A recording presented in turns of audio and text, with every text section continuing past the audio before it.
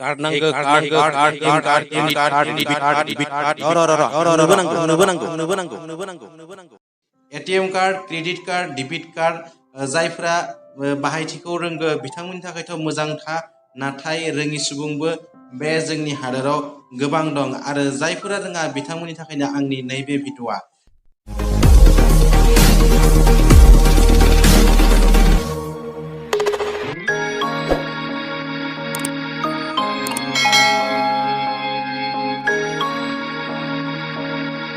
दानिया फैदो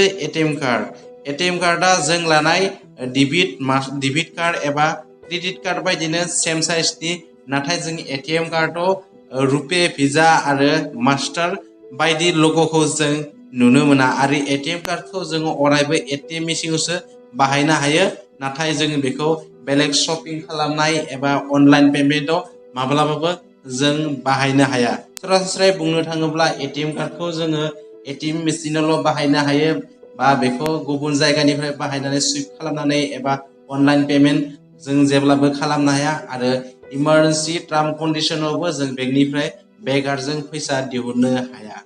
बेराफारसेथिं दोङो डेबिट कार्डआव जोङो अनलाइन शपिं खालामनो हायो आरो एटीएमनिफ्रायबो फैसा दिहुननो हायो आरो बेयाव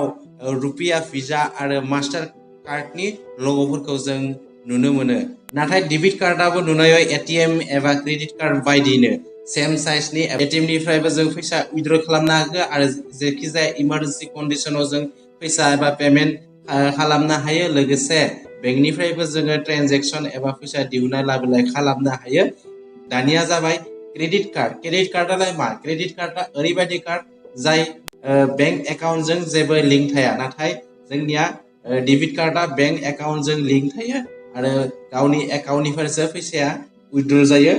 डेबिट कार्डजों नाथाय क्रेडिट कार्डआ ओरैबायदि जाय बेंक एकाउन्टजों जेबो बियो लिंक थाया आरो क्रेडिट कार्डजों जेसेबां फैसा दिहुनो बेखौ क्रेडिट कम्पानिया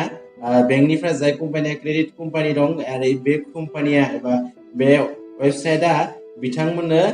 लन हिसाबै जेबा जाय क्रेडिट खालामगोन लन महरै जेसेबां फैसा नांगौ एसेबां होनाय जायो नाथाय फैसानि खायसे लिमिट थायो आरो बे लिमिटसिमसो फैसाखौ होनाय जायो आरो फैसाखौ जेब्ला नोंथांमोना दिहुनगोन अब्ला नोंथांमोना फैसाखौ दिहुननायनि उनाव फैसानि मोनसे एक्सपायरि डेट थायो आरो बे एक्सपायरि डेटआव जेब्ला नोंथांमोना फैसाखौ गथायनानै होनो हाया अब्ला नोंथांमोननि टेक्स लागोन आरो टेक्सआ नोंथांमोननि जों जेरैबायदि 8% 7% टेक्स जों इयारलि एबा एनुवेलि होनो गोनां जायो नाथाय क्रेडिट कार्डनि टेक्सआ 40 एबा 30% जानो हागौ नोंथांमोना माब्लाबा शपिं खालामनानै जुदि क्रेडिट कार्ड बाहायनो हायो नाथाय नोंथांमोना क्रेडिट कार्डखौ बेफोर बायदि फिसा फिनला एबा फालतु जायगायाव बाहायालासिनो नोंथांमोना गावनि डेबिट कार्डआव थानाय फैसाजों बायना लाबोनाया नोंथांमोननि थाखाय मोजां मानोना क्रेडिट कार्डजों नोंथाङा शपिं खालामबा नोंथाङाबो जुदि मालाबा फैसाखौ